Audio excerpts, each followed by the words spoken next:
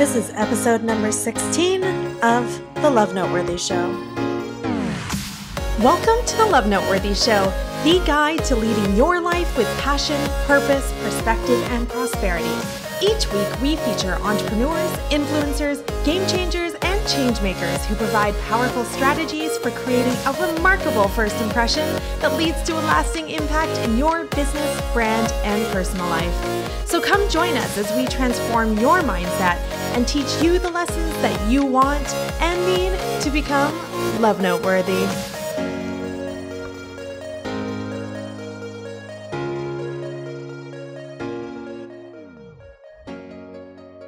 Welcome back, lovers, to the Love Noteworthy podcast. Today, I wanted to start off this episode with an inspirational quote from our guest. So she says that everyone is born great. It's a simple matter of channeling one's passion to enable them to shine. And that's Kelly, our guest today's motto. And I'm so happy to have her with us today. Hi, Kelly. How are you?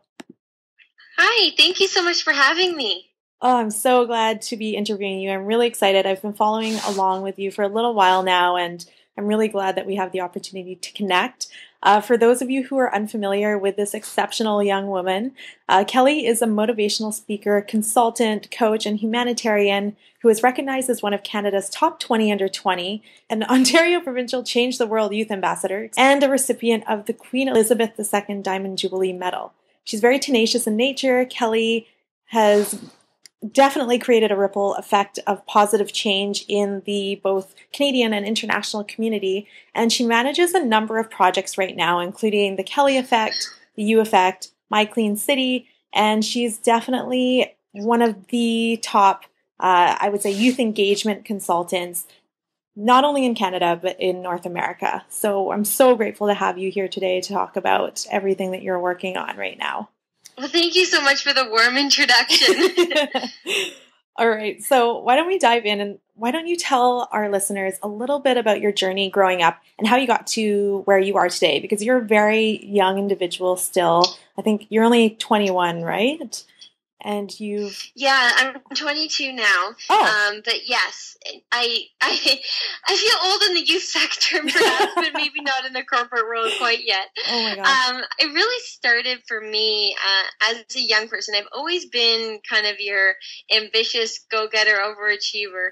But when I was growing up, I found that I was bullied a lot, and I was always made aware of my limitations and the things I couldn't do, wasn't good at. And that also came with my ideas, and a lot of the ideas we just live in a world that's naturally tends to be negative and really kind of point out maybe the flaws of ideas and not necessarily the potential for success. So I really didn't have a lot of self-esteem growing up, and it wasn't until I actually got involved in volunteering. I had to drop a lot of my extracurriculars when I was in high school at one point in my life. And in doing so, I took up some volunteer opportunities to fill that void. And when I was volunteering, I was able to take on leadership positions that were kind of beyond my age or experience. I was able to be like event director or council president, and in those roles, I was able to try out some of those ideas that I never really had a platform to do before. And when I did, I really started to understand my true impact. My very first idea I had was the simple idea to do this inter-school competition in my local hometown to bring awareness to the volunteer center of our city. And in 2 weeks, we had generated over 21 volunteer hours, and over 1,500 of my peers logged on and participated in our challenge. Wow. So that little teeny idea that I neglected its significance already had a profound impact in a very short time. And that's really kind of when I realized that I really had potential beyond what I had learned from my peers or what I was being told from all the naysayers, you could say. And I realized that there wasn't just a straight path to success in life, that I didn't have to have everything laid out in front of me and all the experience under my belt before I was qualified to try an idea.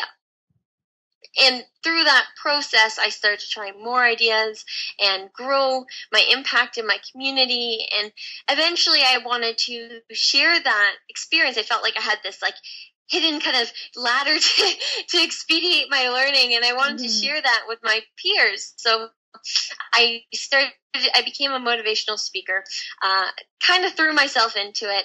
I decided, instead of sharing my experience with my peers over coffee, I wanted to share it live on a stage in front of 7,000 at We Day in my local town. I don't know where my thinking was in that, but I chose to do so. And when I stepped on that stage and I looked out into the crowd and I saw 7,000 of my peers looking back at me, filled with similar passions, the bright eyes, filled with ideas and wanting to pursue their own goals, but also that sense of confusion and lack of direction and encouragement. I realized that I wanted to be that person for them that I didn't have.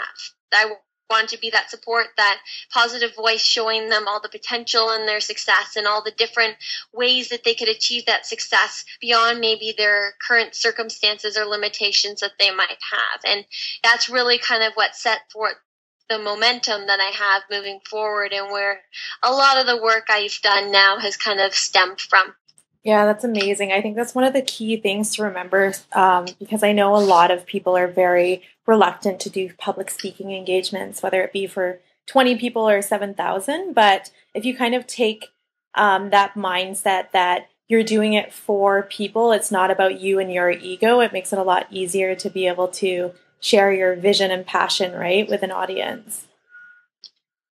Well, my mission is actually empowering the world one heart at a time. And I really take this mission to full heart when I do any of my speaking activities, that even if you look at an audience of 7,000, even if I just inspired one person, I believe that my time was a success, because you never know that potential of that one person. That one person could found your next Google.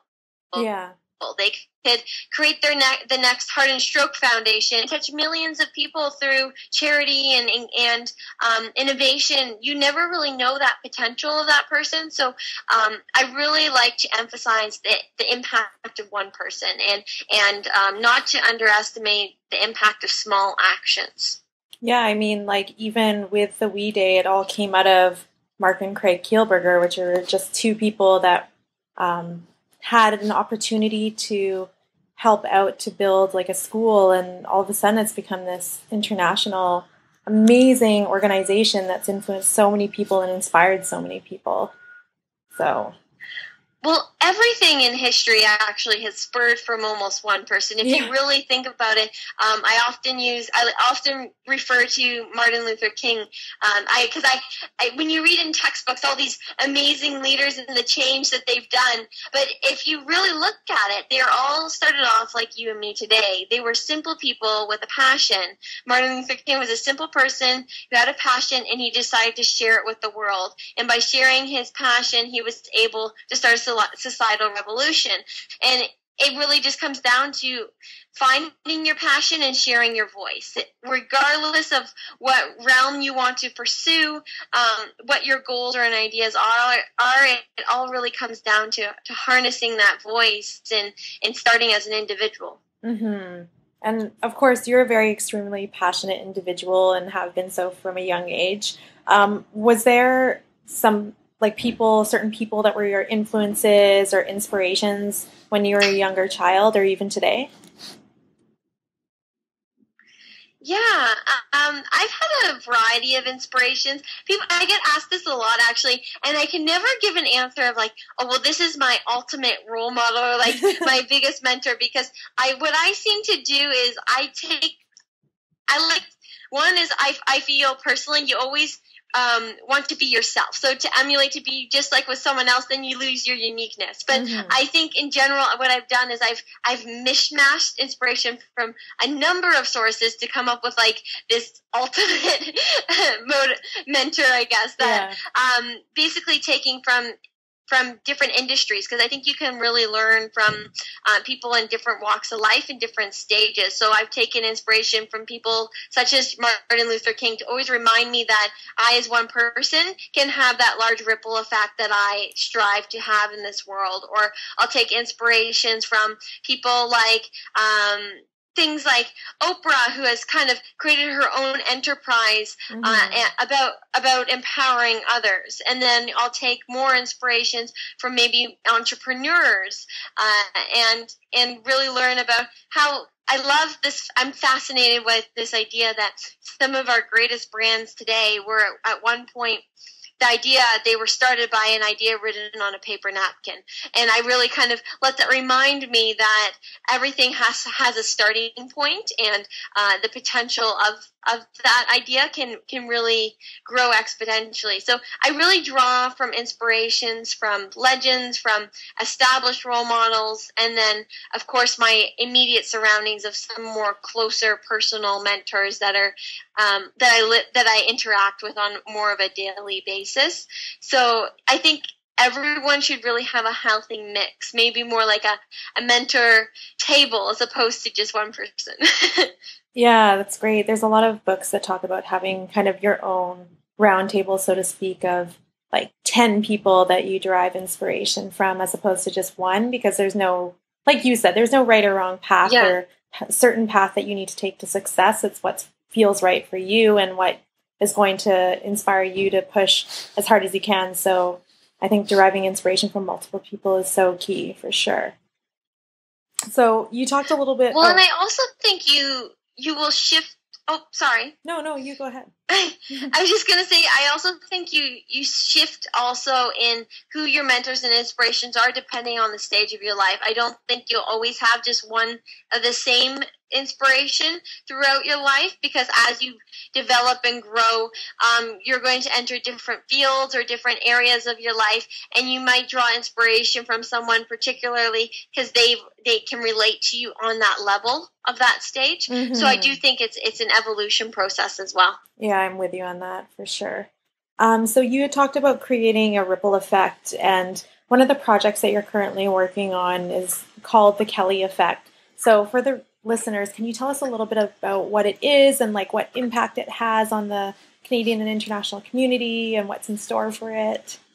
The Kelly Effect was founded, again, on the principle of empowering the world one heart at a time, but more importantly, on the larger kind of theme of all the work that I do, which is based on kind of the butterfly effect of change, that through small actions, I can really inspire a ripple effect. And so the Kelly Effect was founded with the butterfly effect of change and the Kelly pizzazz added to it. And what I do within the organization is it started off working with nonprofit organizations in particular on bridging the gap between youth and community. I found that there was so many gaps that existed when trying to interact and engage the younger generation and create quality relationships with them. So it started off on creating these custom nonprofit programs for volunteer organizations and charities to really kind of engage young people in their regions, in their programs, and shift that perspective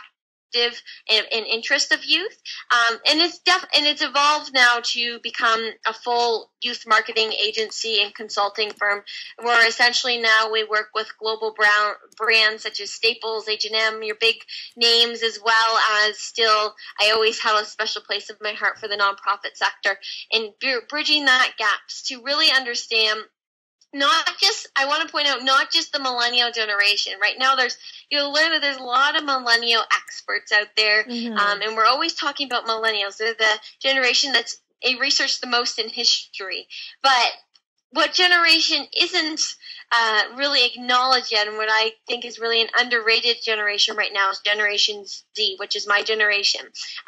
People don't realize it, but anyone under 24, and it's really coming up as a different generation than millennials, and a lot of brands and organizations aren't really prepared for what our generation is bringing to the marketplace, because we're very different. We lack that brand loyalty. We have a shorter attention span, but we're also very independently spirited, entrepreneurial driven, and passionate. So it's a very different shift, I guess, in the sectors. And so I'll work most recently, a lot of my work is revolving around coaching various stakeholders and understanding this generation, how to market to them, how to engage with them and retain them as talent internally as well.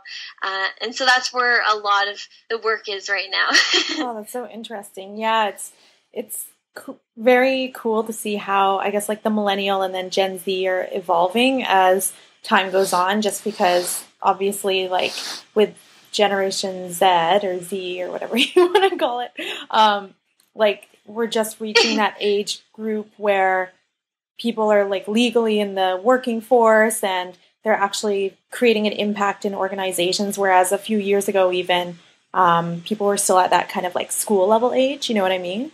And so it is very interesting to see the differences and just how tech savvy they are in comparison to even millennials or like Gen X. It's incredible. Mm-hmm. Yeah, well, the thing is, though, that's the thing. We often neglect the influence and the impact of engaging the school generation. Mm-hmm. There's a lot of value in engaging, and particularly with Gen Z, because Gen Z is entrepreneurial. Over 72% of high school students want to start their own businesses. And if you look at trends even, you're going to find that I just actually spoke to a 9-year-old with my media series, You Effect. I just spoke to a 9-year-old who has founded her own shoe company and is already talking to Aldo, Town Shoes, The Bay for distribution, and she's 9 years old. I know a 12-year-old who founded a multi-million-dollar charity. Like our generation is much more evolved in the fact that although we're high school or we're students, that doesn't necessarily stunt our vision anymore, mm-hmm. Where we follow the standard path of having to wait till we're out of school to enter the workforce. So there's a unique opportunity there if you really understand and give them the opportunities they need to engage them at a younger age and keep them and retain their interest in your brand organization as they grow. One big thing is when we're young entrepreneurs and we get accustomed to certain resources or tools and opportunities or brands, we'll most likely associate those as we grow and move forward. So there's a unique opportunity there that a lot of organizations sometimes miss because they slough them off as, oh, well, they're not entering the workforce yet, or they're not of age yet. But so there's some gaps. Yeah, there. Absolutely. And it's amazing, like with technology and just the resources available, what people can do at a younger age, because I mean, I think that's one of the biggest differentiation factors is that resources are just apparent everywhere, and therefore like younger people can take those opportunities to really be proactive and create massive change in the world at a younger age because of things like the internet and whatnot. So yes, I definitely agree with you there. When I mentor youth, that's a big issue that we're always talking about is not only does community or an organization sometimes underestimate youth, but we do ourselves. Mm-hmm. I still remember this recent quote I had from a lot of my ventures are youth run for youth. And I do this purposely because I want to be a platform that believes in first chances, ones that give the opportunity for youth to get their experience. Because it's often a chicken and egg scenario. Often people say it's not really based on age that we hire, it's based on experience. But who's going to be the first one who takes the chance on the youth and gives them that experience? Mm-hmm. And that's really kind of what I strive to fill that void for.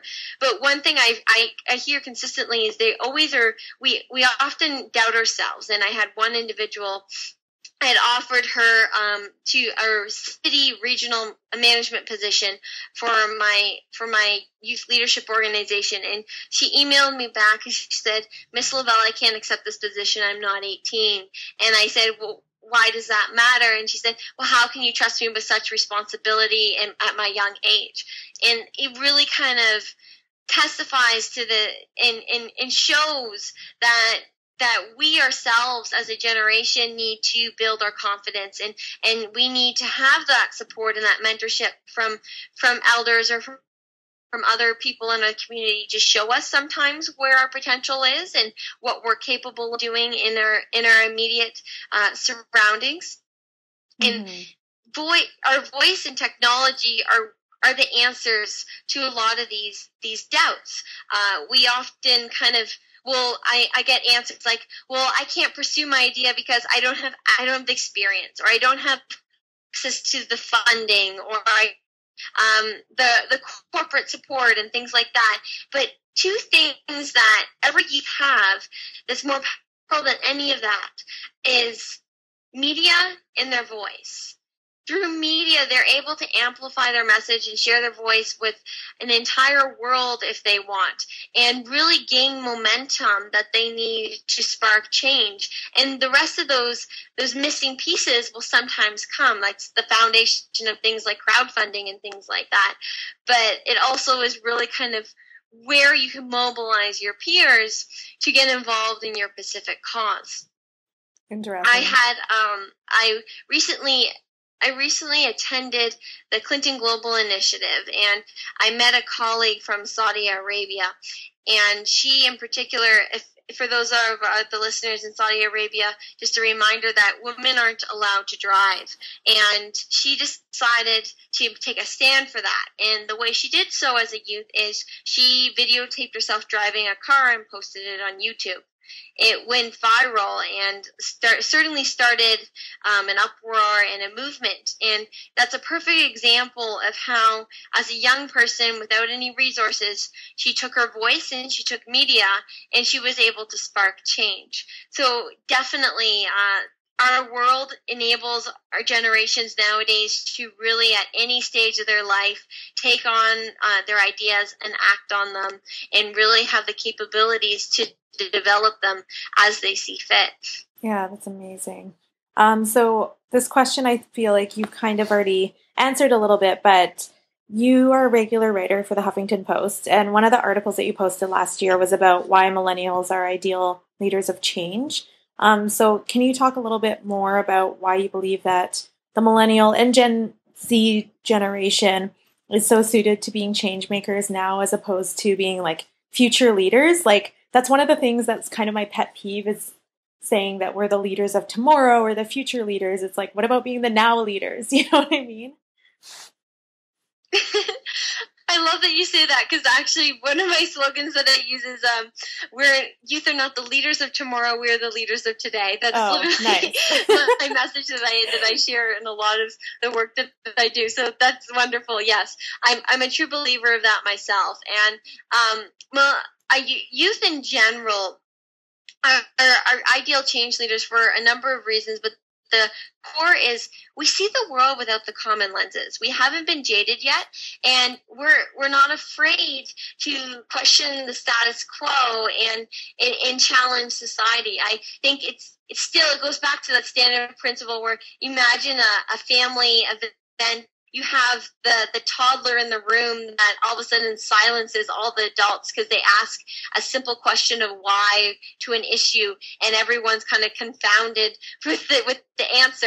Is sometimes we ask the simple questions that really kind of point out the answers to our problems, and a lot of it starts from, well, why is it like that? And it's, well, just because that's the way it's always been. Well, why? And we're willing to dig deep and challenge that and create solutions that change society in the way we operate from traditional means. So I really do believe that it's our sense of curiosity, our passion, and our in a lot of ways we crave innovation this generation. We're always looking to innovate and create. And I think it comes from the fact that we're born in an age where we're very much more aware of everything in the world. We learn of the hardships of the world at a very young age. I know young toddlers, the age of 5, who are very much aware of already all the things that are going on around in the world and all the problems that we have and the need to recycle and all these different things, and it because of media. So it's a two-way street on media. It's connected, but also makes us more aware of all the harsh realities of life. But in doing so, it's given us this sense of purpose that we feel in a lot of ways to be the solution, or we want to create a solution for our problems. So we're innovators in that sense, and that's really what poses us, I think, to be those ideal change leaders change leaders because we've access to the tools to act on our ideas, and we have the motivation to really be the solutions and change the world, change the way the world is working right now. That's really great. I love that. That kind of leads into my next question that I had for you. For young millennials or Gen Zers, there's a lot of international change makers that are doing big things in the world right now. And I know that one of the things that might hold younger people back is that they compare themselves to these people that are doing amazing things and get, I guess, discouraged or self-conscious or have that mindset of how do I get to that level when I'm just here? You know what I mean?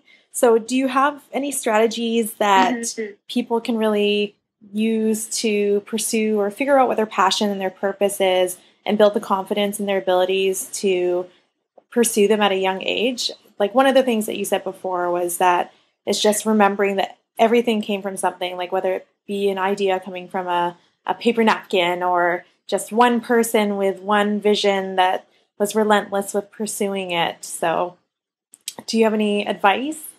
Well, yeah, for sure. Actually, I work, that's one of my main missions is peer empowerment. So I have a twofold answer to that question. The first is actually the strongest motivation or an inspiration for a youth is actually peer empowerment.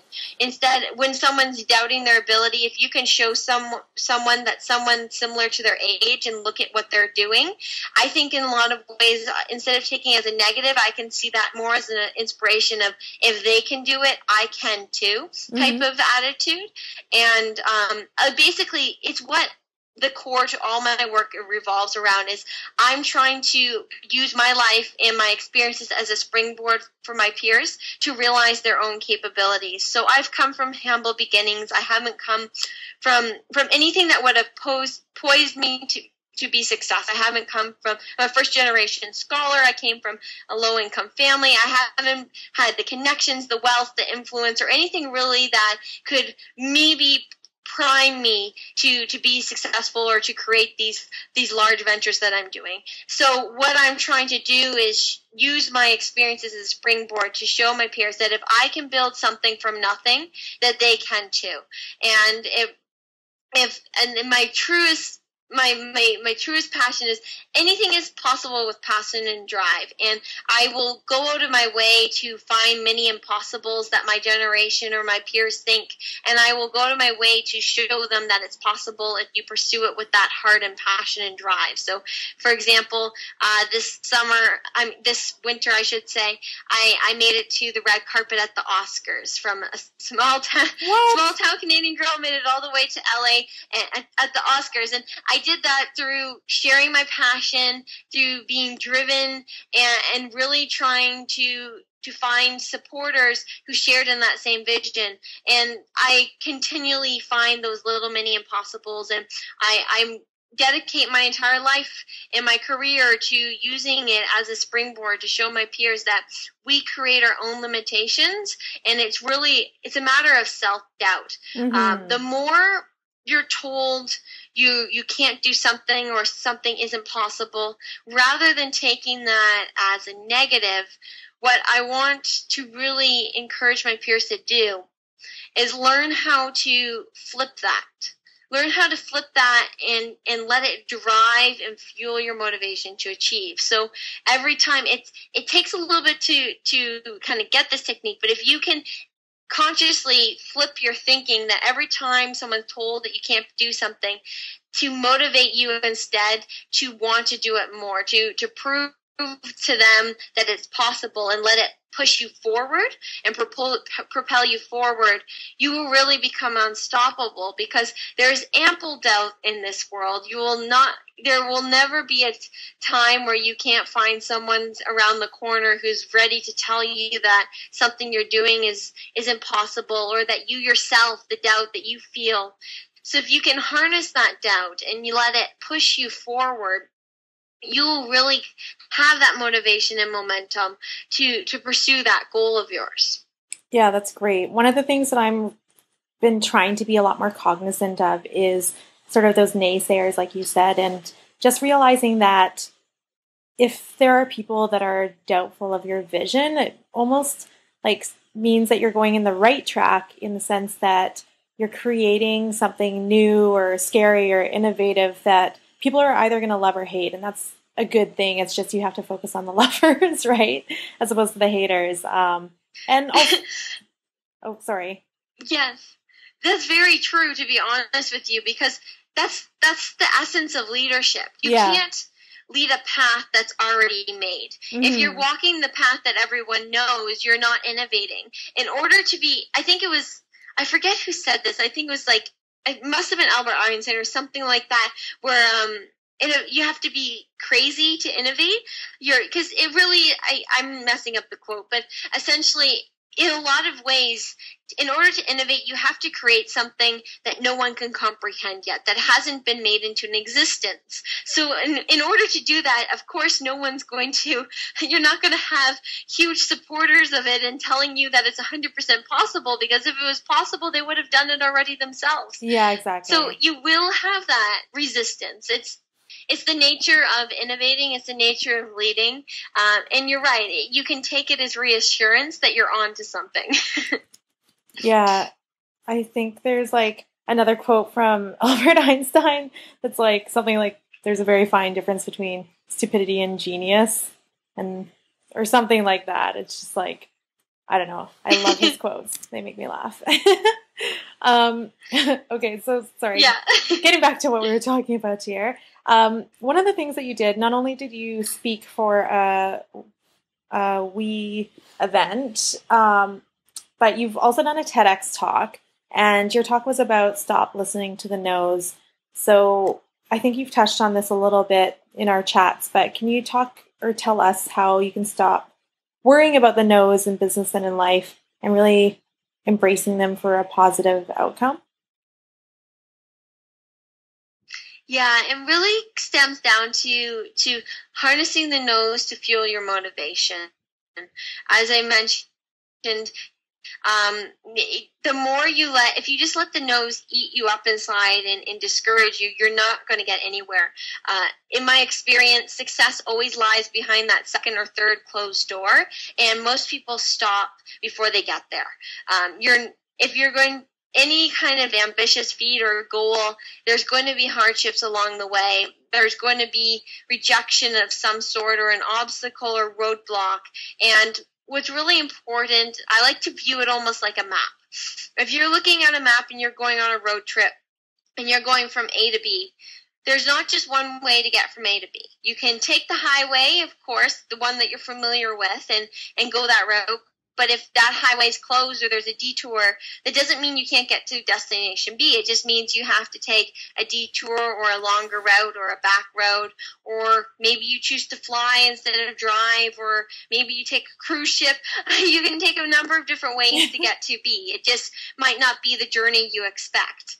And that really is something that I think is important to take with you when you're pursuing any goal of yours, regardless if it's small or large, is those no's are just the mini detours and bumps along the way, and they're not the end of your destiny. They're not the end of your journey.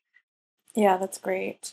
I love that. Let's switch gears a little bit. One of the things that I love about you and really makes you stand out is your personality, but also your fashion style. I totally have creeped your Instagram and Twitter and Facebook and website and stuff, and I just love that your signature style is very much so about bright colors and bright patterns and just fun and fresh, and you rock the floral headbands, which I love. Do you have tips for others on standing out from a crowd, or do you think that's an important part of kind of who you are?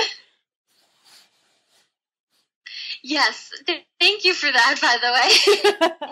You made me laugh.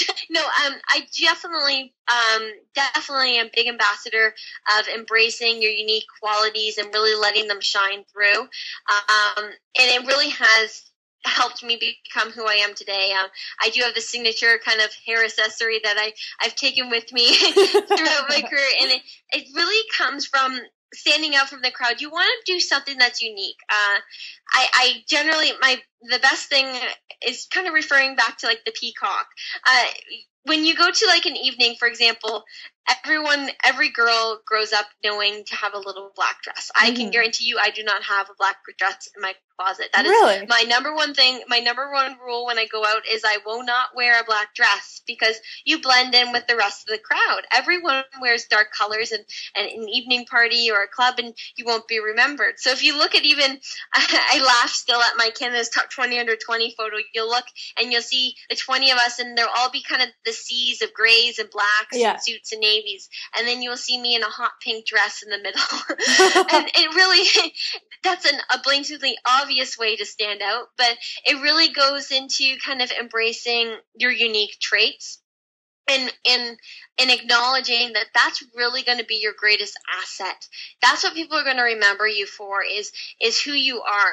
If you try to blend in, you're just going to be another face that they remembered at a networking party. They're not going to remember you. But if you're the one, and it doesn't have to be outward appearance, it could be maybe you have a very humorous personality and you're the funny person. Well, rather than suppressing that, be your outward self at the party, and you'll be remembered as, oh, that was that amazing person, that was the life of the party the other night. Or maybe you're an intellectual and you have a real passion for history and books, and so you have an intellectual conversation with someone there, and they'll remember you for that intellectual conversation, and you won't be another just sea of people that they met at a networking event.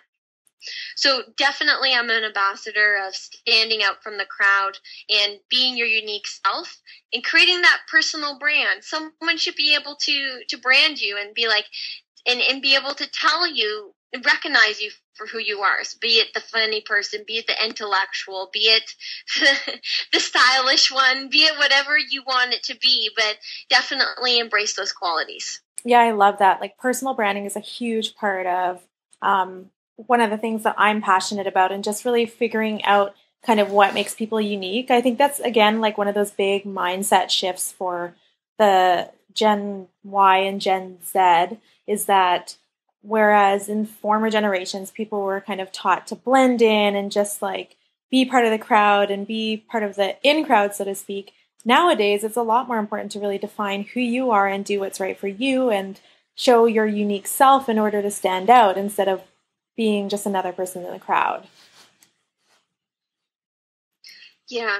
And definitely one other thing I would like to make note on is don't let other people tell you how you should be and how to stand out or how to fit in. But when you do so, you're blending in with the crowd. Mm-hmm. Even if you think it's if it's a trend and they say, well, the hottest look is this and you need to look like that. Well, if you look like that, you're blending in with the crowd, and everyone who's trying to blend in is going to be like that. So the key to actually standing out is being unique, almost going against the grain in some regards, and staying true to who you are. As soon as you kind of give in and become that chameleon and adapt the fads and the trends, or let other people tell you who you should be or how you should act, you're going to lose that edge. Yeah, absolutely. And that's very much so reminiscent of kind of the mantra for the whole love noteworthy concept, is really combining those elements of love notes, which are very passionate and personalized and intimate and focusing on like being thoughtful and meaningful and authentic.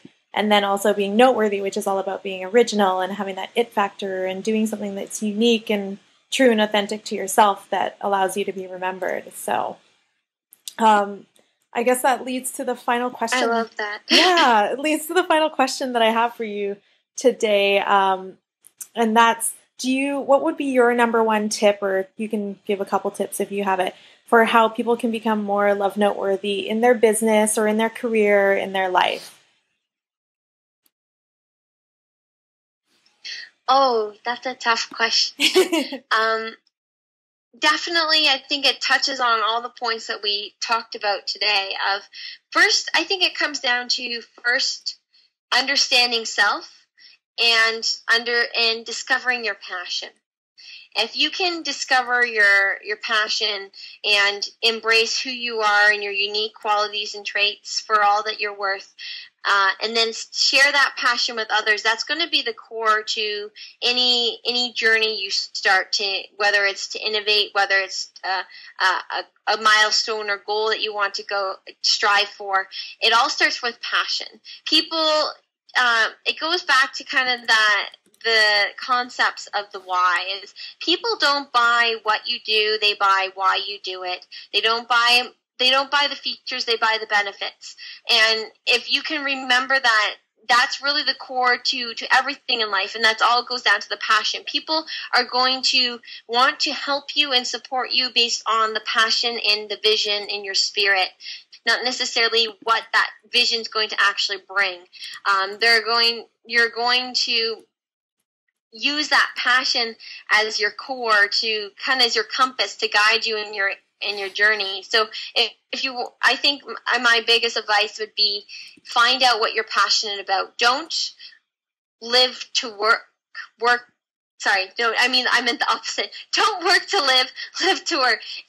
Let your passions and work be one. Yeah. Don't let them be separate. Don't let yourself get stuck in the 9-to-5 work and shelving your passions until a later time. Let your passions be part of your work, and then you'll truly kind of find your groove, find your happiness, and ultimately be comfortable in your path to success. That's amazing, Kelly. Yeah, that's definitely hits the spot. And it really goes back to what I said at the beginning with your quote or your mantra, that everyone's born great. It's a simple matter of channeling one's passion to enable them to shine. So that's absolutely fantastic. And I really appreciate you spending some time talking with us and the listeners today. I think that your story and messages are really going to resonate, and I'm really, really looking forward to seeing what big things are going to happen for you in the next even 6 months or a couple years. I feel like your energy is just so bright and shiny, and there's just something like insanely enormous that's going to happen for you in 2015. So. Oh, thank you. Well, thank you so much for having me. I really appreciate it. I definitely encourage all the listeners out there to certainly reach out to me if they would like to learn more about some of my work, or they see an alignment, or want some advice on the younger generation. Reach me at kellyalovell.com, KELLYALOVELL, and all my social channels as well are Kelly A. Lovell, and that's love with 2 L's on the end for anyone who needs to know how to spell the name. Yeah, that's so great. But no, it's a complete pleasure to be on your show. Thank you so much. And we'll definitely link all of your social media and website and whatnot in the text below this podcast.